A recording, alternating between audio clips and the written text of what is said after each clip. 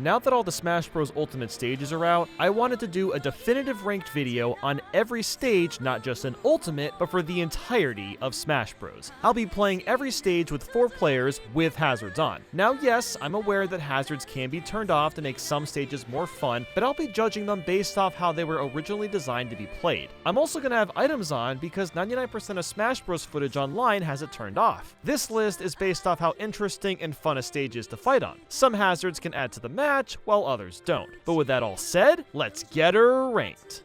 132, 75M. Why does this exist? I can get behind some so bad it's fun stages, but this one is just plain awful. Every platform is too small to fight on, and the only one that's big enough is on the top, which has a big burly monkey that tosses dangerous jacks at you. I don't care if it's faithful to the original game, it's not fun at all. 131, the Great Cave Offensive. I get it, big stages needed to exist for 8-player matches, but what is this catastrophe? I mean, sure, it visually looks amazing and the colors are eye-popping, but there is so much wrong with this design. The general layout is a disaster. These floors have super low ceilings, which makes it nearly impossible to launch enemies off the stage. So what's the solution? They added lava that kills you when you touch it at over 100% damage. You can't put a band-aid on a flesh wound and expect it to get better. It doesn't work that way.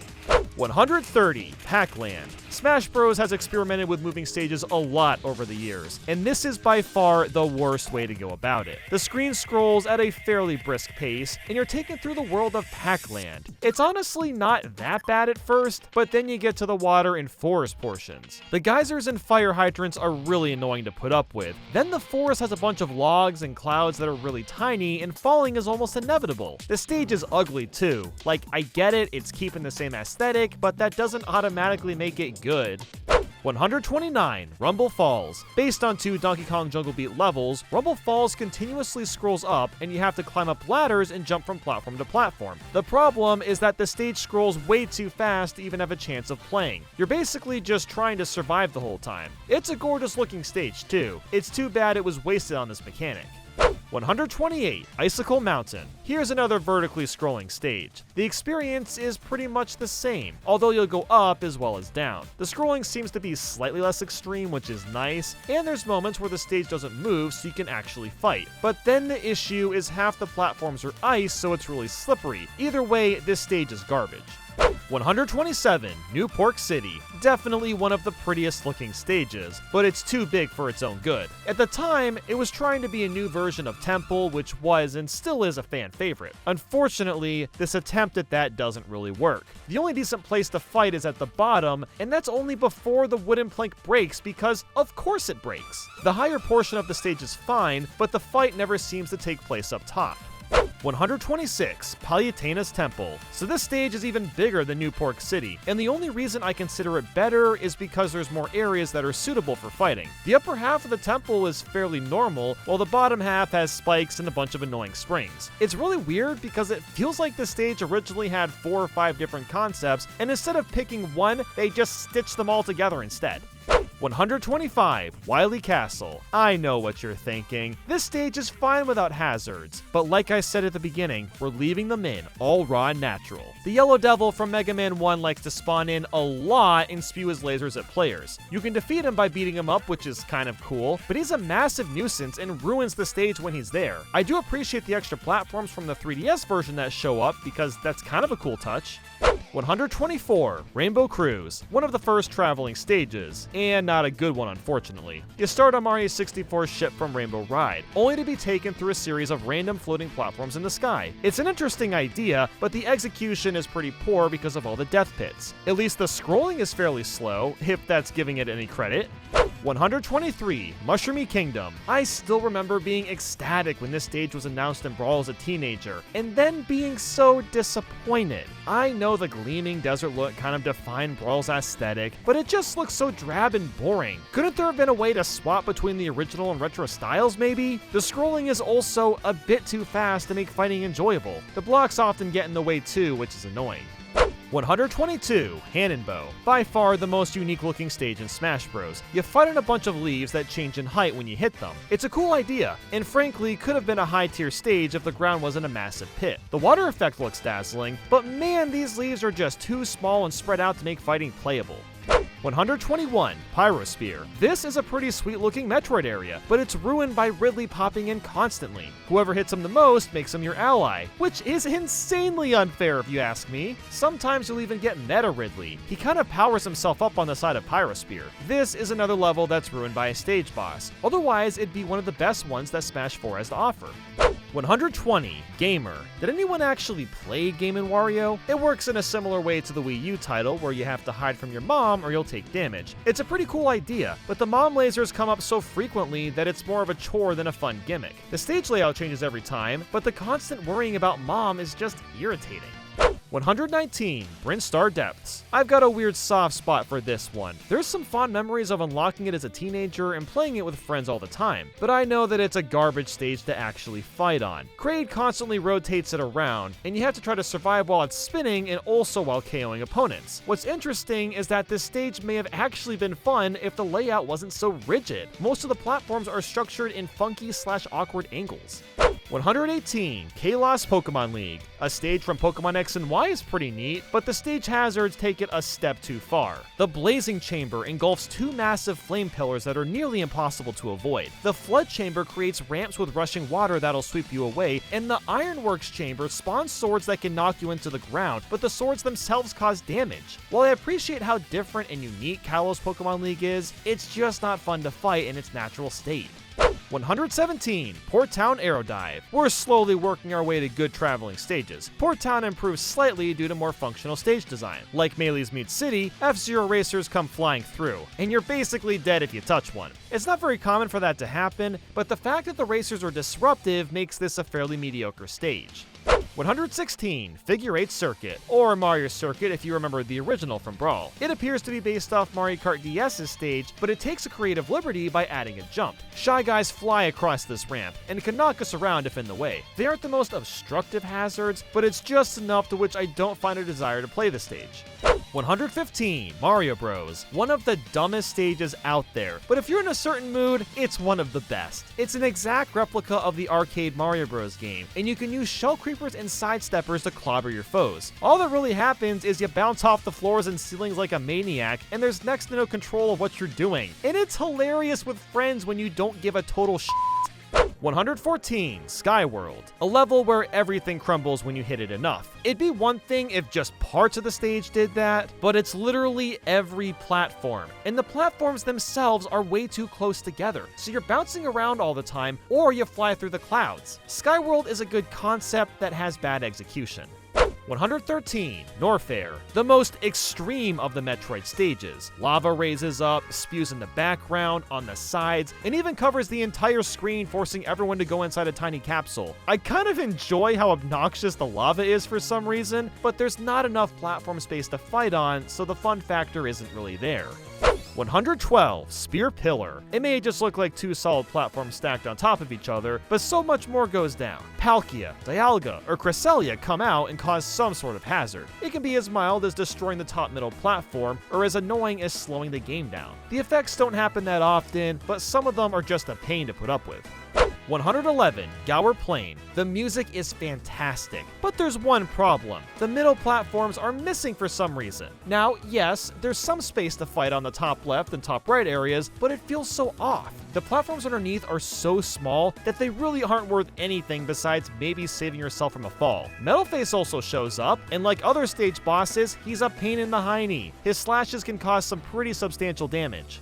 110. Wrecking Crew. Sakura made another attempt at a vertical-based stage, but this time without scrolling. Wrecking Crew comes from its NES counterpart, and you can climb ladders and use bombs to blow up walls like in the game. While it's not impossible to fight on, it's still not great as you can't always see where the fighters are if they're higher up.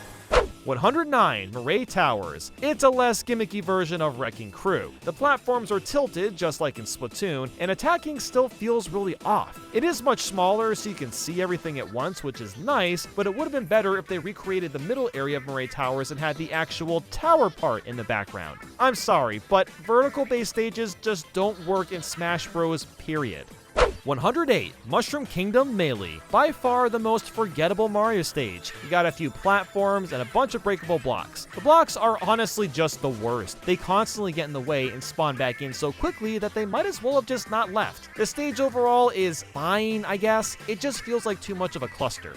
107, Mute City SNES. What a weird pick for what used to be a 3DS exclusive stage. You have a couple of platforms and some F-Zero racers that come into play. You're basically doing endless laps over and over, and touching the ground is deadly just like in Port Town. The platforms themselves are more stable though, so that alone makes it a bit better.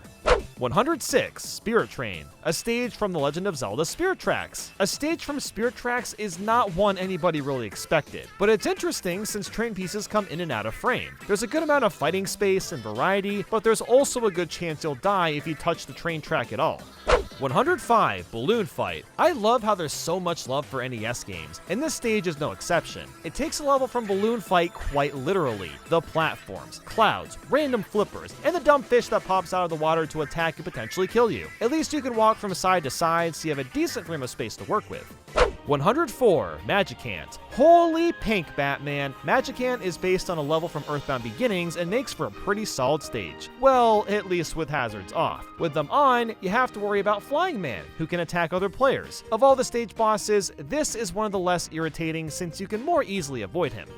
103, Mute City. It's exactly like Port Town Aerodive, but not nearly as bad. There's about the same amount of drop-offs, but this time the cars don't do as much damage. You're way more likely to get juggled around in the air than get incinerated. 102, Big Blue. This is still one of the coolest stage concepts, fighting while an actual F-Zero race is occurring. And what's nice is there's generally enough cars for you to actually be able to fight on. However, it's not perfect. There's times where there's very few cars, and the road makes it pretty easy to die if you aren't careful. 101, Summit. I'm always so conflicted about this stage, because there's parts of it that I love and parts I despise. Fighting on the icy mountain is enjoyable, although it feels a bit too squished together. And it's honestly really cool how the ice chunk slides down a mountain and then you land in water. That whole thing is really neat. But then the water is super dangerous because the fish can gulp you up, and also we're on ice so it's all slippery. And then somehow we're raised back to the top of the mountain with the wind, giving you really light gravity. I don't know. It's another one of those stages I gotta be in the right mood for. 100, Garden of Hope. I'm starting to get some hope because we're entering Smash Bros. Stages that are somewhat fun to play. This one has some tin lifts on the sides, plus this China pot which can be broken over and over again. Peckish Aristocrab will occasionally pop in to destroy the pot, and honestly, it doesn't do very much damage if you get hit by it. It's also not very common, so this crab isn't much of a problem. 99, Fourside. What a glow up compared to the Melee version. The night sky looks amazing with all the buildings in the back lit up. There's not a lot of fighting ground, but there's just enough. Plus the UFO spawns in sometimes, giving you more to fray upon.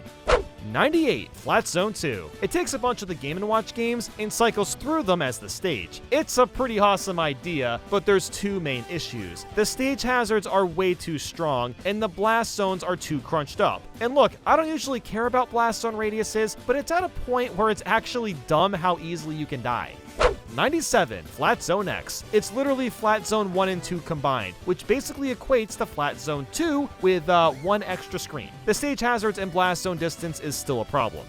96, Flat Zone. The exact same idea as Flat Zone 2 and X, except it's just one stage. The blast zones are, again, way too tiny, but I understand that they wanted this to be authentic to the Game & Watch screen aspect ratio. 95, Dreamland Game Boy. If only the blast zone was bigger, this could be a much better level. You fight inside of a Game Boy, and you'll travel from one portion of Kirby's Dream Land to another. I admire that the scrolling only happens sometimes, and it stays stationary more often than not. This is the most ideal way to make a stage like this work. It's just too bad the blast zones are tiny.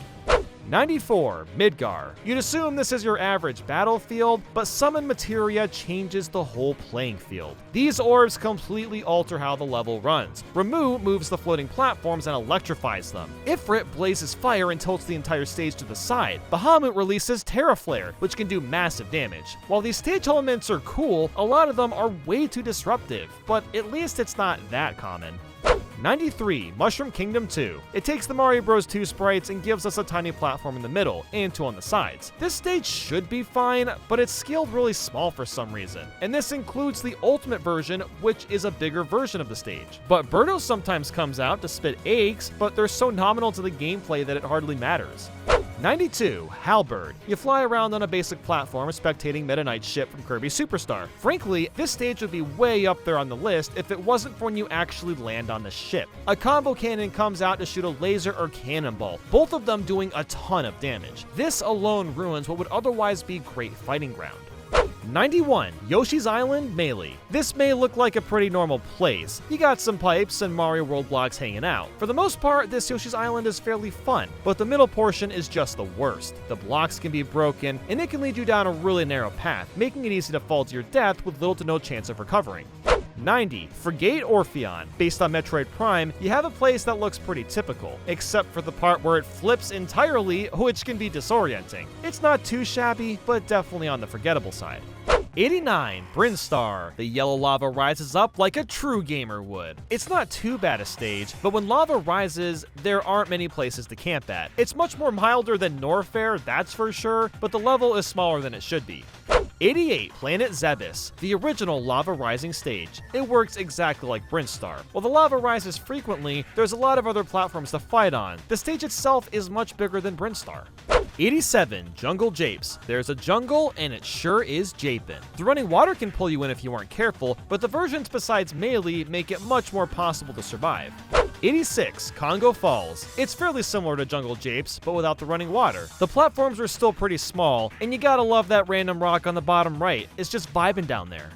85. Pokemon Stadium 2. I really like the first Pokemon Stadium, but this one? Not so much. A couple of the stage hazards are really obnoxious. You've got the flying one where you have super light gravity, and the ice one is way too slippery. Like, I get it, flying and ice need to have matching properties, but that doesn't equate to a joyful time. 84. Reset Bomb Factory. This one consists of two different stages. One is at the ruins of a castle, while the other is in a titular forest. The ruins are fine, the forest is kind of a pain to navigate. The platforms are scattered all over the place incoherently, which I get it, it's kind of the theme here, but as Einstein famously quoted, me no likey.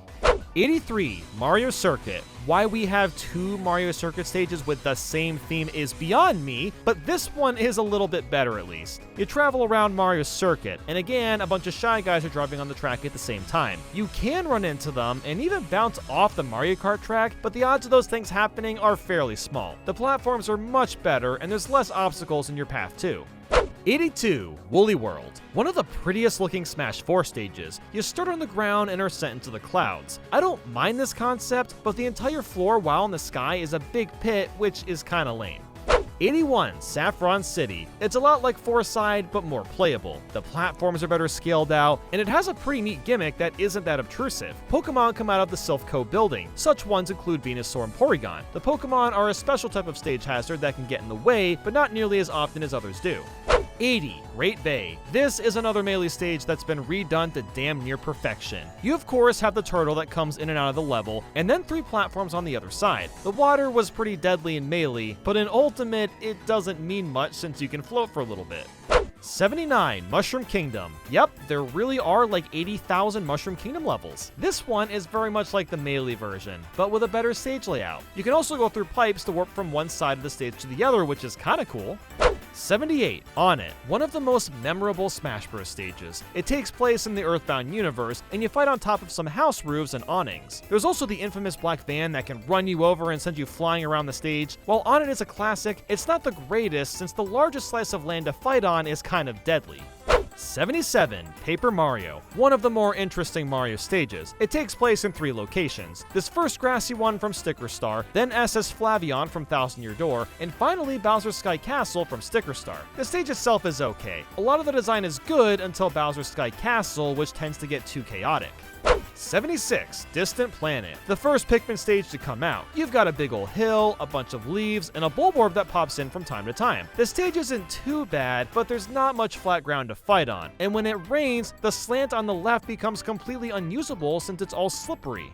75. Find Me. Yep, there's even a stage about Street Pass. This game be wildin' sometimes. It's fairly basic in design and has an interesting gimmick involving the Dark Emperor. The dragon releases beams which, if you run into them, will upgrade your fighter in some way. You might get stronger, faster, it could be a multitude of things. 74. Peach's Castle. You'll fight on top of Peach's Castle with a long slab of brick going back and forth. There's some floating platforms that you can run into that'll sometimes save you from KOing. 73, Gerudo Valley. It's kind of like Bridge of Elden, but with more crap happening. The bridge can split in half after damaging it enough, and either Kuume or Kotaki fly in to set half the stage on fire or ice. It's a neat idea, but I feel like these characters should have just been normal bosses instead of being attached to a stage like this. 72, Green Greens. A fairly small Kirby stage with a bunch of blocks that stack up. Most of them are just obstacles to punch through, and then there's the bombs which can do some dirty duty. I personally like using these bombs to my advantage. I always try to lure my opponents near them before setting it off, but that's hard to do consistently. 71, Warioware Inc. You essentially play WarioWare while fighting. It's a pretty fun idea and is executed fairly well. You cycle through a bunch of micro games and you're rewarded for completing them by getting stars or growing larger. However, it feels unfair at times because some micro games are only winnable in the right circumstance, but that does fit the theme. 70, Wii Fit Studio. Imagine owning a mirror this large. That would be kind of cool, actually. You fight inside a studio, and the floating platforms are naturally Wii balance boards. It's also a walk-off stage, which isn't inherently bad, but the blast zone is smaller than you'd anticipate. 69, Big Battlefield. Because bigger is better, I guess. It's just Battlefield, but large and clearly in charge for 8-player Smash. 68, Hyrule Castle. A pretty standard Zelda stage from the 64 days. You've got the 10 on the right side to combo people, and then a tornado which randomly shows up to spit people up high. If it wasn't for the tornado, I'd say it's a pretty top tier stage.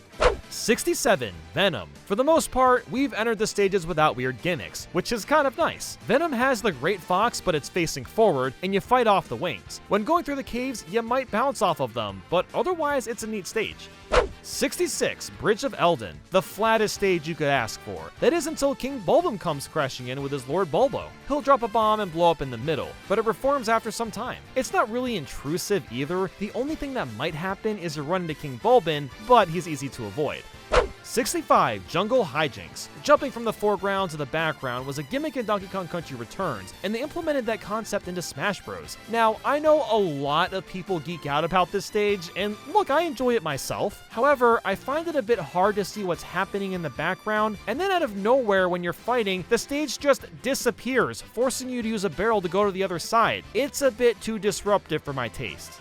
64, 3D Land. They might as well have added a 3D World stage too. They covered so many of the bases with the Mario series. This is a pretty fast scrolling stage, maybe a little too fast, but it goes through a lot of different scenarios, so it's entrancing for that reason. 63, Mushroom Kingdom U. Because of course there's a new Super Mario Bros. Stage. This one is at least interesting. It switches between a bunch of different layouts like grass, cloud, castle, and the like. The levels are generally functional, although the tower segment has rushing water and blocks that run into each other. And sometimes Nabbit appears, which can be troublesome if you aren't careful. 62, Green Hill Zone. Nobody is surprised this stage is a thing since Sonic made it into the fray. It's a fairly basic hill with checkpoint lampposts that pop up. You can hit these checkpoints and they'll hurt other players, which can be unfair, but it's still way cool. The floor in the middle also collapses sometimes, I'm assuming just for some variety. 61, Windy Hill Zone. Of course, the moment Sonic gets another stage, it's a generic grass one. Oh well, maybe we'll get Chemical Plant next time. This one is fine. I kind of like the windmill on the right side, but it's so far to the right that no one ever uses it. 60, Great Plateau Tower. Breath of the Wild could have had a billion different stages, and going with the tower was probably their best bet. You stand atop and fight it out, and the ceiling can be broken after hitting it a bunch. A traveling stage would have been cool too, but they already have Skyloft, so I can see how that'd come off as too similar. 59, Suzaku Castle. Standing on the rooftops, everybody scream your heart out! You got a bunch of wooden platforms as well as a breakable sign in the background. While I like this stage, the left portion feels kind of pointless because the platforms are too small to do anything meaningful on. 58, Mementos. A pretty sweet stage with some interesting effects. A wall can appear on the top or sides. I'm guessing this has some reference to Persona, but I've never played the game myself. Mementos is decent, plus it can change colors depending on the song you're playing. 57, Spiral Mountain. Big gaha moment. Seeing Spiral Mountain in this quality is nothing short of breathtaking. The name Spiral is taken very literally as the stage spirals around, introducing a bridge and additional platforms. I kinda just want Banjo-Kazooie HD after seeing this. 56, King of Fighters Stadium. It may look like a typical stadium stage, but the walls are invisible and have this unique property of breaking when enough knockback has been dealt to a fighter. 55, Tortimer Island. I always forget this stage exists. I just assume Smashville and Town and City are the only Animal Crossing levels. Here we're at Animal Crossing New Leaf, and it sure is an island. Occasionally Captain will show up with a boat, but otherwise it's standard outside of all the water. 54, Living Room. You shrink to the size of a Nintendog, and a bunch of random blocks fall from the sky as new platforms. This is yet another neat idea, although the blocks can hurt you if you run into them as they drop. 53, Golden Plains. Get all the coins in this one, and I actually mean that, because collecting 100 makes you gold, which makes you stronger and wield super armor. For a Mario stage, it's actually pretty inventive because of this mechanic, and it also scrolls back and forth between two sides of the screen. 52, Minecraft World. I'm still giggling that Steve Minecraft is in this game at all. And of course he brings us his entire world. Thanks, Steve. You can destroy some of the blocks like the trees and cobblestone, and the stage goes through day and night cycles. You can even spot the zombies waddling around in the background when it's night. 51, Shadow Moses Island. It's still cool how Snake's codec would play custom messages in Smash Bros. Brawl. In fact, those exact messages are back in the Ultimate version of the game with no updates. But anyway, this stage is cool and has some breakable walls. Metal Gear Rex or Ray can appear in the back as well. 50, PictoChat. By far the most creative Smash Bros. Stage of all time. The floor is the top of a PictoChat message, and a bunch of drawings come to life and turn into some sort of platform or hazard. The hazards are a bit annoying at times, especially with things like this huge plant chilling right in the middle. But moments like this were essential to making PictoChat as authentic as possible. 49, PictoChat 2. They did it again. PictoChat 2 comes along with even more drawings. It's the exact same idea, so there isn't much to add. These two stages could be interchanged by preference. 48, Pirate Ship. Travel around in Leafy's ship. You'll also run into a big boulder and crash, as well as fly through the air in a crazy rainstorm. This stage goes through the events that happen in the Wind Waker, and they're recreated faithfully as a stage. 47, Unova Pokemon League. It's kind of like Spear Pillar, but not nearly as obnoxious. Reshiram and Zekrom pop in periodically, and will either set some of the stage on fire or tilt it temporarily. The hazards are pretty mild for the most part. This is just another stage I forget subsists. 46, Duck Hunt. If you played NES's Duck Hunt, then you'll know what to expect. The birds can actually be attacked, and the dog will laugh at you if you ignore them. You can even stand on the tree, but the platforms are downright puny to be considered useful at all. 45, Mario Galaxy. It's your typical walk-off stage, but slightly curved. Galaxy 2's hub world and a pirate ship from the game float around in the background, but the stage itself is fairly simple. I always assumed they'd create anti-gravity for a Mario Galaxy stage, but it probably wasn't fun, so they stuck with this instead. 44, Arena Ferox, a Fire Emblem place where the variations change how the floating platforms appear. Some of the cycles are fun to fight on, others feel a bit claustrophobic. 43, Coliseum. It's a lot like Arena Ferox. In fact, it's the exact same idea, but it's a walk-off stage. I just prefer the variations more in Coliseum, but these two could be interchanged. 42, Mishima Dojo. Kazuya brought us a pretty dank dojo. You can destroy the walls like in Shadow Moses Island, but this time you get to see the outside world. This makes the stage feel very natural and alive. You can even crash through the ceiling. 41, Pac-Maze. Play inside a Pac-Man's maze. It sounds like a bad idea, but the way it's structured actually makes it pretty enjoyable. The ghosts are running around and you can eat the Pac dots to make the ghosts blue. This is another gimmick that's very mild and doesn't really impact the fighting all that much.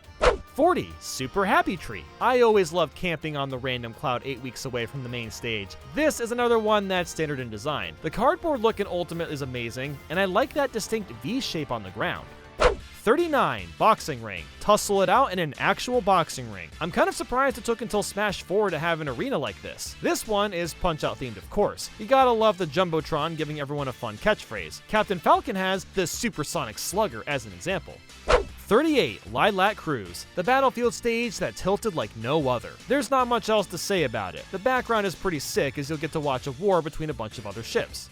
37, Spring Stadium. It's basically Battlefield, but the floors on the side and middle lift up allowing you to get a really high jump. So if you've ever wanted trampolines when playing Smash Bros, then go f***ing crazy. 36, Dracula's Castle. I think this is the only stage that has stairs on the edge, which is cool because it's based off the Dracula fight from Castlevania 1. It's a neat looking place and pretty fun to fight on. You can even hit the candles for items just like the original game. 35, Congo Jungle, the classic DK stage with a barrel cannon to save you on the bottom. After all these years, it's aged quite well and is still a fun time. 34, Castle Siege. This is a transformation stage done right. You start on top of a castle, then fall into the throne room, and end on an underground cavern. Each transition is seamless and all the zones are a blast to play on.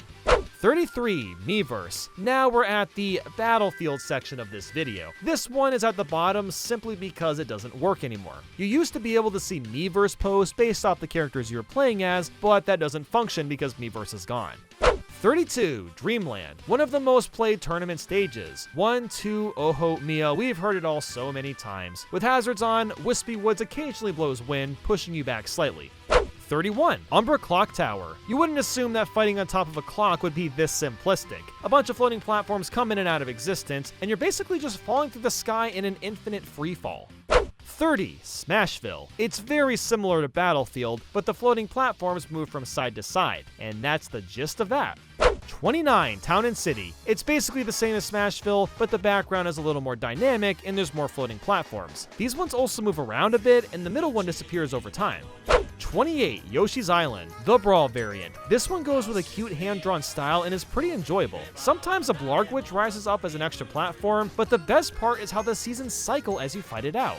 27, Yoshi's Story. This one is truly a Battlefield clone, outside of Randall, the cloud that pops his head out of the side from time to time. It looks really cool and has a neat cardboard-like aesthetic. 26, Fountain of Dreams. The only difference with this one is that the floating platforms sometimes move up and down, but otherwise it's what you'd expect. 25, Final Destination. This and Battlefield could easily be interchanged. I just prefer having some floating platforms to hop around on. But the background sure is cool with this version of Final Destination. With every new game, they always find a way to improve the visuals, and it continues to impress me. 24, Small Battlefield. What a random stage to add. But, you know, if there's big Battlefield, then why not have a small one? But the weirdest part, the top floating platform is missing. I'm sure it's just in a timeout or something. We'll hopefully see it again soon. 23, Battlefield. Hey, there it is. Oh, that was a quick old timeout, huh? Anyway, it's regular Battlefield that I've referenced 1,000 times at this point. Also, I still believe Rayman is stuck in this block of rock, by the way. Look at it, he's right there. He's literally right there.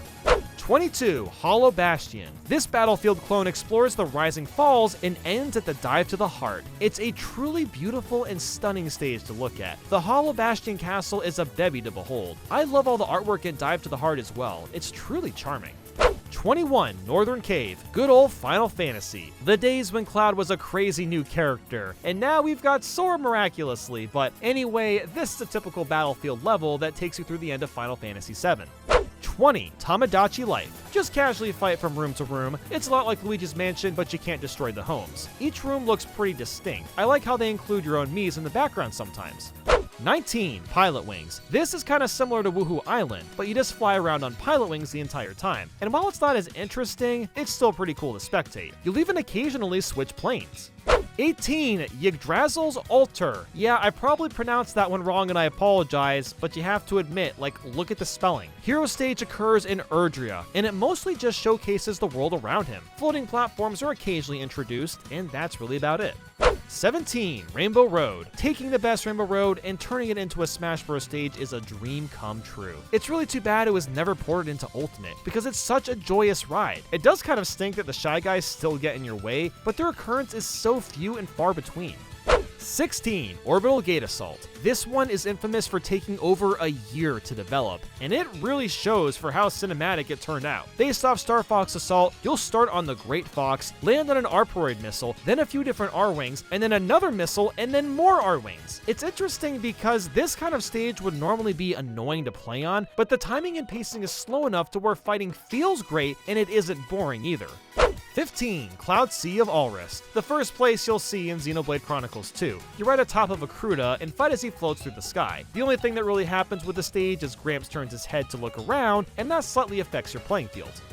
14, Luigi's Mansion. It takes a bunch of iconic rooms from the original Luigi's Mansion, combines them together to be played on, and each room can be destroyed over time. It makes for a surprisingly dynamic experience. The layout changes, but it's not drastic enough to where it feels overly gimmicky.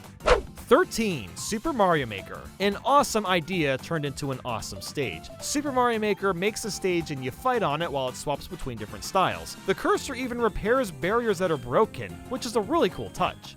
12. Princess Peach's Castle. This was always my warm-up stage when I played Melee as a teenager. Seeing it remade for Ultimate was such a wonderful feeling. You fight on top of Peach's castle, and sometimes hit switches to spawn other platforms, and sometimes a bonsai build will come out and cause a big explosion. The bonsai is extremely easy to avoid, so I barely consider it a hazard if you ask me.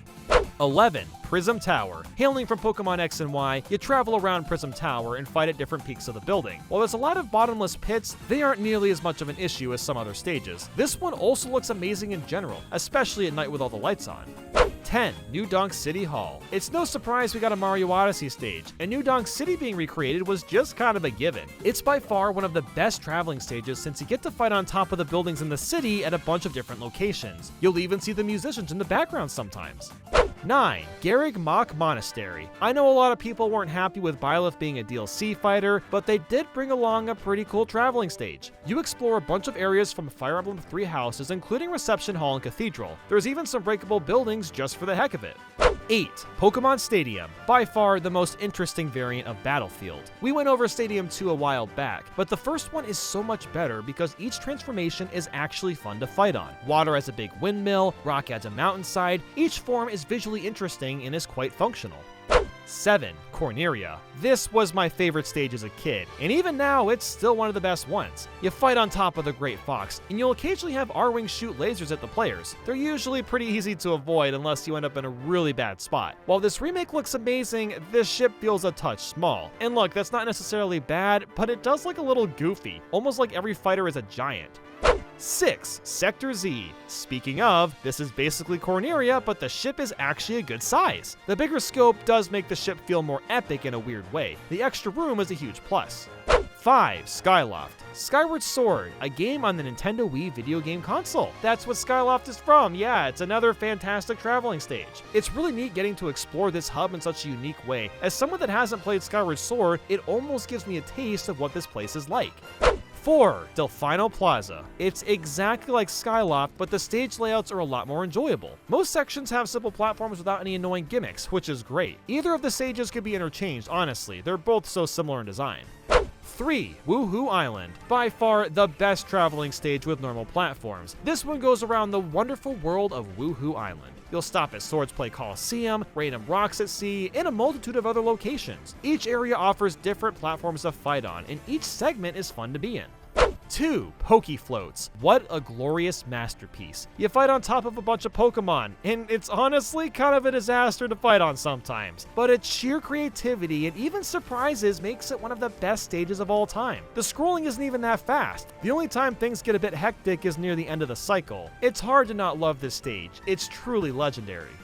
1. Temple. What else can it be though? It's pretty much the only time a large stage has actually worked, and it's a damn good time. There's of course the Fight Club at the bottom, where a perfect balance of bouncing around and actual fighting takes place. Then you can venture up top if you're feeling risky, and it's infamous for attempting the Hyrule jump as well. You simply can't go wrong with Temple.